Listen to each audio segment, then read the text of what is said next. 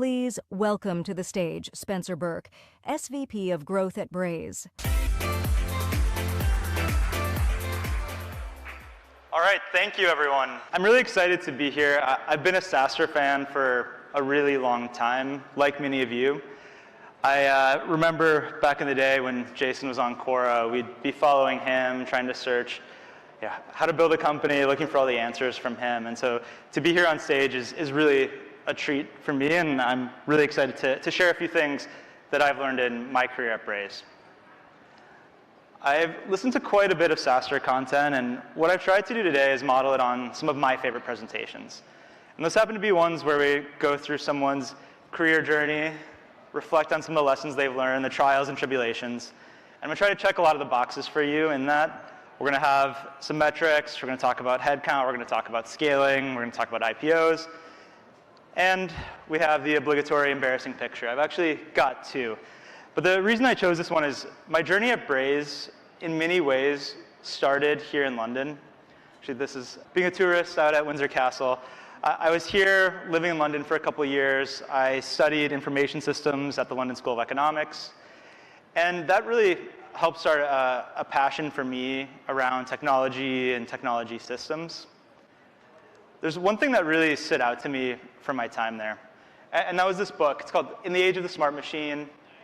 You could be fooled because this is a topic that's frequently in front of us right now, but this was written in 1988, so nothing to do with Gen AI or LLMs or anything like that. It was focused on a different platform shift, which was the rise of computing in corporate environments. So after the big mainframes that we saw that filled gymnasiums, but when we started to see computers really take over the workplace for different aspects of both white-collar jobs, but then also in different parts of the industrial supply chain. And I still keep a copy of this book on my desk. If you haven't taken the time to read about the history of technology, not just this book, just generally any big platform shift, technology wave, the history of Silicon Valley, I highly recommend it, especially in a moment like today where we're just the influx of noise that we have about AI and the future of work. And even here, we're hearing the full spectrum of predictions. Is AI a co-pilot and all of our jobs are okay? Is AI going to take over everything and marketers and SDRs have not a hope in the world for having employment into the future? It's really helpful to look back. We've gone through this before. Maybe it's a little bit faster this time, but there's a lot to learn from history. And one of my favorite case studies in this book was some work that she did looking at paper mills. And this picture is like a really early industrial paper mill. She was actually looking more like in the mid-1980s as that wave of computation was starting to come into an industrial process like that. I'm guessing a lot of you aren't really familiar with paper mills unless there's someone here with like really niche vertical software. You never know these days, like that could definitely be the case. But what she found was that intuition was a really key part of the professional satisfaction and the role that the folks in the mill developed for themselves. They used their senses to understand the health of the system and the operation. They'd literally be walking around on the floor of the mill, and they'd walk by a machine or a vat like full of paper pulp, put their hand on it and feel. They knew what temperature it should be. The same as I have two little kids, so frequently just feeling the forehead of my daughter and you can tell right away, is she hot, does she have a fever? And these workers would do the same thing. They would listen. If there's a sound that was out of place, they knew how it should sound. Similar maybe a parent who's really into cars and they know exactly what that engine should sound like. If there's some knocking or some clicking or something, they know what it is right away. And that was the same for these workers. And that all got disrupted. We're going to talk more about that and connect that back into some themes, but I want to leave you with two thoughts on this right now. The first is that we've gone through historical platform shifts that have made big changes on work. So in some ways, this isn't new. It's happened again and again, and in this AI moment that we're all in, you can internalize that, keep that thought. And the second thing is, even on a more micro level, there's many moments in scaling and building a company where you go from something that's really driven by the intuition. And this could be your founder who really intuitively understands a marketplace. It could be a salesperson who has a knack for selling and positioning and building relationships. But over time, as you're scaling, you start to talk more about automation and dashboarding and being data-driven. And that also has consequences on work. And so take those two ideas, because we're going to fast forward a little bit to another embarrassing picture of me. This is our second office. It's a WeWork in New York City. That's me in probably 2011. I left London. A friend of mine who I'd known for a really long time messaged me on MSN Messenger, because that's what we used back then. It's one for the history books as well. But he said, moving to New York, I'm starting a company. Let's talk. Cryptic message led to a bunch of conversations, met the co-founder, some of the investors, packed up my life, moved to New York City, and was the second employee at Braze. This is a really exciting time for me and for the company, because in 2011, you have to remember a couple things. We were really focused in the mobile space and the mobile ecosystem. The iPhone then was about 4 years old, came out in 2007. The App Store wasn't part of the first iPhone. That was closer to 2009. So we were 2 years into this ecosystem that today, in 2024, we take completely for granted. But if you remember the early App Store, what were the apps? Calculator apps, flashlight apps, soundboards. Anyone remember like using some of these before brands, before there was Deliveroo, before you could stream everything on your phone? That's what we were downloading onto our phones, and that's the time period this was in. It was also a really interesting time in the New York tech scene. It'd be a few years later, but we'd hired our first people in London as well, and I think everyone in Europe can probably relate to this to some extent. The tech scene was just very nascent back then. There were a couple companies people knew about, mostly in the consumer space. This is like Tumblr, probably have heard of them, had some trials and tribulations since then. Foursquare was a New York company out of this era as well. On the SaaS side though, there were a couple ad tech companies, not a lot. And I think parts of London and Europe were in a very similar state. If you were building a career in SaaS, building a SaaS company, chances are you're in Silicon Valley. But that was the time period that we were in. I was the second employee. I had our 3 founders, iOS developer, and then me. Like a lot of the team, I was doing every job under the sun. Even our co-founder was choosing our health insurance, then ordering lunch for the office every day. It really was, like, if you're in that stage right now, it's incredibly fun. The whole team is rallying together. Everyone's doing everything. At times, I was BDR, I was field marketer. Heck, I was even a product manager. So we'd hired a bunch of engineers, but we hadn't hired any PMs. It's just a lot of the conventional wisdom that you get at being at an event like this and reading about how to scale teams, it just wasn't the same quality back then. And so we were really scrappy, doing a lot of different things. And one of the defining characteristics for me at this time was like we were trying to find product market fit. And as many of you, that's really difficult. When I started, we had no products, no revenue, no customers. We're just fighting to survive, iterating on the product, going to every event we could, trying to find those first beta customers. And again, like none of the thinking, there wasn't like a customer discovery process you could go download from some venture firm. There was no like the language around design partners that early stage companies use now.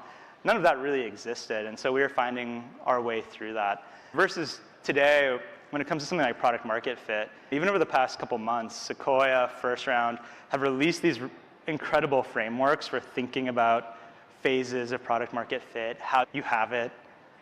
For us, it was one of those things where you knew it when you had it, but before that, you're scared, you're fighting to keep lunch on the table and to keep the team growing. But there's a chart that I like. This is I think from like early 2015. So this is like three and a half years in through 2017, our revenue growth. This is basically product market fit. If you had any questions on what it is, it's just tremendous growth that's putting wind into your sales. And it's also really scary because you go from having no customers or a couple customers, really close beta partners, to this, and it's great, right? Revenue wins really fuel the team, but there's a lot of challenges. that come with that. One thing Jason talked a little bit yesterday morning about the triple, double as a formula for getting to 100 million as a SaaS company. You can see like the tripling in here, which is like part of our formula for success, and I think proving that pattern. The person who formulated that, Neeraj Agarwal from Battery Ventures, is one of our investors on our board, so you can see some of what he saw in the company around this time. For me, this was a shift from doing all these random odd jobs around the company, just going to wherever I could go solve a problem and feel useful, to a really deep focus on customer success and scaling the teams around CS, which for us was basically all of our customer-facing product experts. And similar to the tech scene in New York at the time, you couldn't find a CSM. If you put out a job description, like, I want a CSM with 7 years of experience in MarTech, software as a service, you're not going to find anyone. Those companies didn't exist. Those people didn't exist. Maybe if you hired them in the Bay Area, you could. We'd see the same thing a few years later, opening the office here in London. You could try, but you really would struggle to find someone with that specific experience. And I think this happens in a lot of new roles. You get excited, you're trying to hire it, but the thing you actually have to do is spend time thinking about what the skills you actually need for that role are. And I actually think that's a great exercise because we get lazy. If I'm writing a job description now for some completely standard role, I'm searching some other things on LinkedIn or some site, looking at some other JDs, then I'm copying in, yeah, okay, this is going to be about 3 years of management experience for this level, 8 years in the field. You're just copying and pasting, and frankly, I think it's just laziness. We get to be lazy. Taking shortcuts is a luxury that we didn't have that back then. So we actually had to spend the time and think about, okay, what do we want a CSM to be? What are those skills? Is it technical? Is it customer facing? Is it industry experience? How do we want to make up that team? And so it was actually a really good forcing function, and I think especially for small teams where every incremental hire really matters, it's actually worth being really thorough on that exercise. Throw out some of the things like the boilerplate JD, and actually spend time thinking about the skills you want this person to bring to the table, how you're going to discover that in an interview loop and cover some of those things, because it really does matter. And for us, this is headcount growth over time in the CS org, but these aren't all CSMs. For us, CS was this really big umbrella. And the early CSMs, I get to be the first one down there, and then we're growing incrementally over time. This was a lot of jobs. It was CSM, it was onboarding, it was tech support. We were doing some sales engineering, which we called solutions consulting. And like I said, we were doing everything that was customer facing, that required product expertise. And over time, we would layer in some specialization. But that was also something that we really had to grow into. And I think actually, like, as a field, we don't spend enough time on. Like, if you're listening to a lot of SaaStr, there's some incredible content on when to hire your first salesperson, when to hire the VP of sales, the ratio of salespeople to SDRs, like when you should hire them, all those kinds of things. In CS, I think it's a lot murkier. Like, we talk very high level about when to hire the CSM, and usually the recommendation is hire the first one earlier than you think you need to, and then some rough rules of thumb on book of business to help you scale. But what actually happens, and I advise a couple companies, talk to a lot of CS leaders, these early CSMs, it's very common to follow a similar pattern. You're doing a lot of jobs, but when you should split that out, how you should think about that, when to invest in support, we just don't really have the same sophistication around yet. But I think it's an opportunity for everyone, and I keep that in mind. There's a lot of benefits to having these jack-of-all-trades CSMs early on. And actually, yesterday with the Gong CEO, he talked a bit about how he expects AEs, SDRs, CSMs, these roles to merge together, and maybe AI facilitates that. One of the benefits he talked about, which we experienced in the early days, is you get a lot of shortcuts and a lot of benefits to having a ton of ownership embedded in these roles. I would be out helping a salesperson pitch a deal, acting as sales engineer. I know that I'm going to onboard that account. I know I'm going to support them after the onboarding finishes. So I'm not recommending any like crazy workarounds or solutions that don't really fit the use of the product. There's no handoff. I'm not handing it off to myself. There's just continuity. The customer met me. They continue to know me. That doesn't really scale, but in that moment, there's a ton of value that you get within that process. And then you slowly have to unwind and unpack some of that as you layer specialization in. And so for me, as I was growing this team, I was also thinking on a personal level. And I think for many early employees, it's challenging because you know the company, you've been part of scaling it, but you're trying to figure out like, what is that path for you? And I think there's almost like too common of a dialogue around people are a certain stage of company. So the sales leader, great VP of sales, but after the Series C, you're going to need somebody different. And you're going to have to go find that CRO. So-and-so's a great marketing leader, but really ahead of marketing for a Series A company. And I think for a founder, that's the right dialogue to have. You need to build your team. You need to have the top people. But more empathetically from the position of an early employee, you're so excited about this company and you're trying to find the right path for you, how to continue to be impactful. And for me in this world, okay, career in a box, what's next for CS? Okay, Chief Customer Officer, maybe CRO. That wasn't a super typical pattern at the time. Thanks to people like Jason, Nick Mehta at Gainsight, this idea at CCO had come pretty common and started to formulate as an industry standard. So I thought to myself, growing the team, excited about this, seems to be working. Sure, like that, there you go, that was it. And talk a little bit more, like obviously you can see that's not my title. I've done something a little bit different today.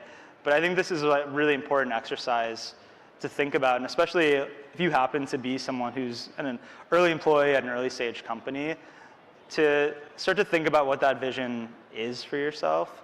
And maybe if it doesn't fit into a box, how do you start to really shape those opportunities and add value, but do it in a way that energizes you? And for me, one of the things that I did, because I could start to see signs of this, but I was really excited about the specialization, the org design, and then thinking about how we could use technology to scale more effectively. And one of the first things that we did, like I said, was we started to think about this early, kind of do everything CSM, a more specialized role, and then further specializing on that. And so the first stage for us was within the CSM department, we hired leaders to lead sales engineering. We hired tech support people. Those reported to me for a while, and that was, for me, getting an opportunity to get re-entrenched in what I think of as a 0 to 1 building type mindset. The rest of the CSM function had a little bit of scale, so for me it's like the 1 to 10 order of magnitude. But it's like, hey, we need our first support person. We need to build a ticketing system. We need to build this process. So getting re-entrenched in the 0 to 1 was really exciting. And so the specialization was also this opportunity to rethink this, build new process, bring in new tools. And we did all this within the CS universe. But then over time, we also started to see these roles weren't the end of the story, but also there was better alignment into other functional areas. And so we began this process toward the end of that 2017-ish timeframe where sales engineering, super aligned to sales, more common org structures for that to report into a sales leader. We made that change. CS also got a little bit simpler in the process. We were more focused on the customer post-sales. We were focused on retention, reducing churn. At the same time, we started to see how scaling tech support was really critical for our product, and our customers were asking for more responsive support, and we had a small team doing that. We brought in a leader from the outside, pulled that team out, and created its own technical support department. And we did the same thing with our onboarding team, which became the seed of our professional services group. But that evolution kind of happened slowly over time. Again, we didn't have a playbook for that, but we were really careful about thinking that through. And I think like one of the advantages for me as like someone who'd been really invested in the company at an early stage, I wasn't an external leader coming in, and typical trope, I want the biggest team possible, I'm going to build my empire, I'm a big experienced leader. I need all the headcount I can get. So all these teams, you have all these people, we're going to keep them all together. For me, I just want to do what's right for Braze. It's not about how many people I have, how big the org is, how big the budget is. If it's better here, if I go talk to someone who's really experienced in the space and they say, oh, we made this change around the same size, here are the benefits. Collect that data, weigh the pros and cons, and start to do that. And so that was the journey we went through. Like I said, I think this is a really overlooked part of the scaling process, especially for these customer-facing roles who really become your deep product experts. CS leaders that I talked to today, they're wearing a lot of these hats. They're trying to figure this out. I think the one area, at least from my own learning, that we underinvested in early on, in part because we're a somewhat technical product, even though we serve a marketing audience, we didn't invest enough in technical support. And so over time, we had to play catch up on that. The CSMs are worried, I've been the one nurturing these relationships, and now you're just going to ask the customer to open a ticket. They're not going to like that. And then you do it, and the reality is the customer loves it because these teams are optimized on things like first response time to resolution, customer satisfaction. And a great support team is a machine that is super responsive to solving customer problems. Whereas often for CS, you're building relationships, you're helping guide strategy, you're driving product adoption, and that's a different motion. I think I encourage everyone to look really carefully and try to map that out for your org. The more you can look into the future on this stuff, I think the quicker you can be smart and make some early investments that really pay off. And I think especially for CS, where you can tend to get pretty attached to how things are, you can get a little bit over-attached to your customers. Pulling us back to my historical analogy with the paper mill, it's the same process for the CSMs. They are driving adoption and account health through their intuition. We measure this, we call it sentiment. I'm sure if you have CSMs, you probably have some kind of sentiment, red, amber, green, 1 to 10 score, something that's capturing CSM sentiment. That's them talking to the customer, updating a field in Salesforce or Gainsight or Catalyst or something like that, and doing the same thing that these mill workers were doing more or less, is walking around their book of business, feeling things out, talking. They had a pretty innate understanding of what the customer needed and how to respond to it. And then what we try to do is push them into this efficient process that's data-driven and as automated as possible. And in the case study on the paper mill, these workers went through this experience of walking around, using their intuition, to sitting in a control room with a dashboard, like an actual control panel with gauges, lights. And so they went from listening and feeling and seeing and sensing to, all right, this gauge is at 7, this red light's flashing. What does that mean? They'd open a 300-page manual. There's no Notion or Confluence or anything. And they page through and say, OK, that plus this. OK, now I need to go input this command and do this thing. And so it totally broke this intuitive work for them. And that's not to say the intuitive work was better, but in that moment of change and in that moment of disruption, it's really freaking painful because they didn't know what to do anymore. And they used to know what to do just by instinct. And I think almost every sales, especially account management and CS team, goes through this process where you're really driven on the intuition of the person in role, the relationship with the customer. And then you're like, you know what we're going to solve this with? Dashboards, customer health scores, alerts. And so that job that was picking up the phone or getting on a plane and going to the customer's office is Monday morning, open up that dashboard, look at that report. You have 7 different dimensions of product adoption and usage and consumption and telling them the same thing. Look at those numbers, go pull up the playbook. Maybe it's a little bit more automated than that, probably not. And then go reduce churn in your book of business. I think that is probably the right thing to do. And we see a lot of teams that do that successfully. But again, when you're scaling, going through that change of really deeply trusting everyone with the accounts that they have and intimately knowing them, to trying to run a large team at scale that's closely monitoring usage, that's closely monitoring churn, is a huge change. And so I think just encourage everyone, again, you can anticipate this with scale. It shouldn't be a surprise. I just think we're not as regimented or disciplined about thinking through these things, and also like the specialization like I was talking about. I think that's an opportunity for every early CS team. I also encourage everyone to like really choose your tools wisely. It's a little bit different now, but like, we went through like a whole saga of CSPs and different kinds of tools. CSPs that don't exist anymore, that probably none of you have heard of. I made the mistake of trying them. It's really important to choose your tech partners wisely. I think it's especially hard in the post-sales space because Salesforce or your HubSpot, whatever your CRM is, your RevOps team is probably configuring that really highly for your sales team. And CS tends to be a second-class citizen in that ecosystem. So you think, sure, just plug in the CSP, I've got my own tool, solve all of my problems. Again, probably not. Encourage everyone on this front to really think through what problem are you trying to solve. I've talked to teams who chose a CSP because of its note-taking capability. I don't know if you want to make that decision that's better at note-taking than Salesforce. It's like re-platform your whole team around. But I've heard about that happening. I think through, what are you trying to solve? Are you trying to have a system that automates playbooks? Are you trying to present usage data to your team? Are you trying to create a health score? Do you just want to have a better way to track sentiment? There's a lot of great things that exist in this ecosystem, but I think similar to being lazy on hiring and the need that you actually have for a role, I think the same thing can happen here, where you can end up just really lazy. Okay, just plug in a CSP, then you have nobody to admin it, you don't actually know what you want to get out of it, and it delivers about that much value.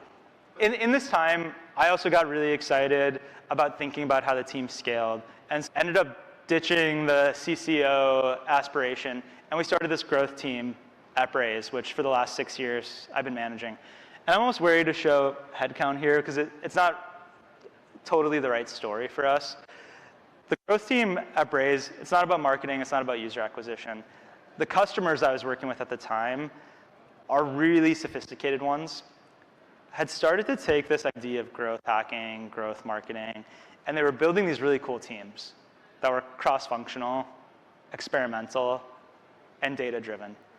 And so I hit the reset button on my career path, which I think was pretty essential in the end, in hindsight, to me staying. I'm not sure I would have scaled well into that CCO role. And took a small team of about 5 people, a couple of the CSMs that I really liked that had started to do this kind of work with me, the 2 data people we had in Braze at the time, and then we hired an engineer. And so we took a combination of people that understood the customer, people that could build real reports, real automation solutions, and an engineer to give us independence to go get that done on our own. And we initially focused on all of the challenges we had in CS that we couldn't figure out how to scale. And I'm sure you've all seen this. Your CSMs have side projects. They're going to make new decks, new templates. They're going to build some automation. They're going to work on the health score. Then there's a customer escalation. There's an EBR they have to fly to. There's a conference they need to go to. Those side projects, first thing to go on the back burner. Or you have some mythical 20% time philosophy, and you think, okay, 20% of your time, you're going to make the team better. Really hard to do that. Again, in any customer-facing role, side projects are not a recipe to scale, in my experience. And so we decided to make this investment. I was lucky enough that our leadership team agreed to do it. And we pulled out the team, and we started focusing on that. And over time, we don't have 80 people trying to help CS scale. That really wouldn't make sense. But we found in the DNA of this team, and as the company was scaling, is that we needed that kind of thinking across Braze. And so the team became the home of our business intelligence and data team. We built an engineering team focused on automation and internal tooling. We incubated several teams, and that's been part of what our team does. If we have a new idea or an experiment, my team's a great place to do it, because that experimental approach that we have means that if it doesn't work, we're willing to shut it down. We've also helped many teams scale. We've taken small teams, grown them, and the same thing we did on CS with the specialization. So at a certain point, we knew this team belonged somewhere else, and we moved it out of growth. And for me, again, my success isn't dependent on the budget or the headcount. It's the company being successful. Love to talk to people more about this. It's, I think, somewhat of a novel approach, and I think there's a lot of opportunities for other SaaS companies to adopt this. I think especially around tooling and data, we really quickly indexed toward more of an IT-led approach than a product mindset. And for us at Braze, this has been part of what's helped us be successful. And because we love a good revenue chart at SaaStr, this is the 2017 to 2021, right before we IPO'd, a phase of some doubling and some high growth. A couple things I'm really proud of in that time frame. My team incubated and launched our certification program. We've certified thousands of people, employees, partners, customers.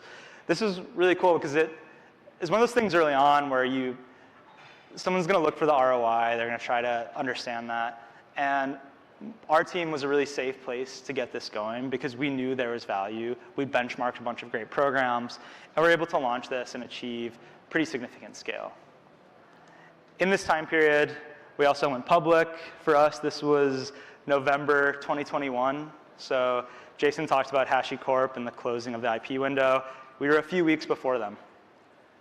Really lucky to get to be there. I'm over on the right side or the left side as we're looking at it. Huge moment for us, but it was also a big moment for our team because part of the IPO process for us was looking at things related to audit and compliance. And there was a lot of data and automation and considerations for that.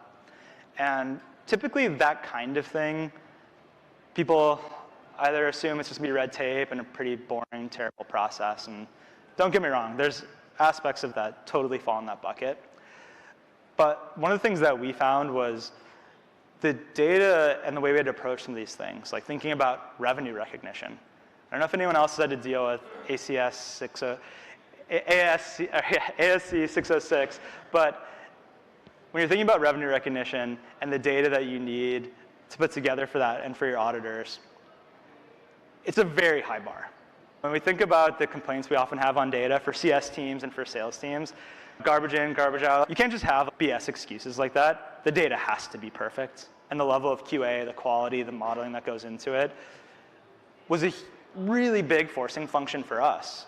And what we were able to find is that producing data at that bar, at that level of quality, had tremendous benefits for our CS team, for our sales team, especially around things like consumption.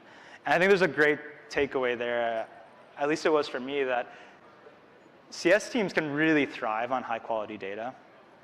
And it's not just for dashboarding, thinking about alerting, thinking about using automation to communicate that directly to the customer. And so you don't have to IPO to do that, but I think the rigor of being a public company and also holding your teams to that bar, especially when it comes to data that you want to run your business on, it is a really helpful exercise. The last thing for us is it's also put us in a position to move quickly and be at the forefront of changes in AI. I think every company has reacted to this in different ways, but as soon as it started to use ChatGPT when it launched, experience that, I was finding Hacker News articles about how teams had trained and fine-tuned or done early versions of RAG on their documentation to start to deflect support cases. Before any of these products existed or these companies were founded, people were sharing and open sourcing these things. I was sending this to my engineering team, and we jumped on starting to experiment with some of this stuff. And I think it's a really important part of this shift and this platform change that we're in right now. You don't need to try to solve every problem with AI, but if you're not doing something and you're not paying attention and you're not present as the landscape shifting around you, it's really hard to learn. And that's the approach that we've taken, which again, I think we benefit from being highly experimental, from being data-driven, and being willing to try new things that don't have any immediate ROI, but help our team learn faster and compound over time. So that's been a really fun part of what we've been able to do. And I think it's also a moment where our work is potentially changing, the nature of some of these roles is changing, and so it's important to start to be present in that change and be a participant and not a victim of it where you can be. Last really quickly, because it's not a pitch, but I'm super proud of spending almost 13 years at Braze, the things we've built, being an early employee. I think it's a really incredible journey, and obviously founders, by design, you get to participate most of the time in that whole journey with a company. I think for many early employees, it's tricky to find that path and to stick around. Really proud of doing that, and hopefully more people can find that same opportunity, because I do think you can get put into a box and almost get scaled out of your role, even for a company you're passionate about. And if anyone's in that position or thinking about that, happy to talk to you later today or find me on LinkedIn. A couple quick takeaways, then we have a bit of time for Q&A. First thing is, look really closely at these side projects. I'm pretty skeptical of customer-facing roles being able to really successfully do this at scale. There's absolutely incremental gains you can get, but if you're expecting a CSM with a big book of business who's really busy fighting fires to go radically change some process or improve efficiency, I think you're a little delusional, and so I'd really carefully look at that and think about how you can actually measure that and who should be responsible. Because if you take all those little bits of 20% time, you might have pretty close to a team to go do that. And so just think about what that time allocation and resource allocation looks like. 2, where you can, even as you scale, keep bits of that DNA, whether from being a small company, whether that's people on the team, whether that's building a team, that's creating some of that innovation. I think there's just a ton of value to that. You absolutely need to do the things at scale. You need leaders who have seen the movie before, who know the big picture, who have scaled revenue massively. You need to do all the things for audit, compliance, like everything in that book.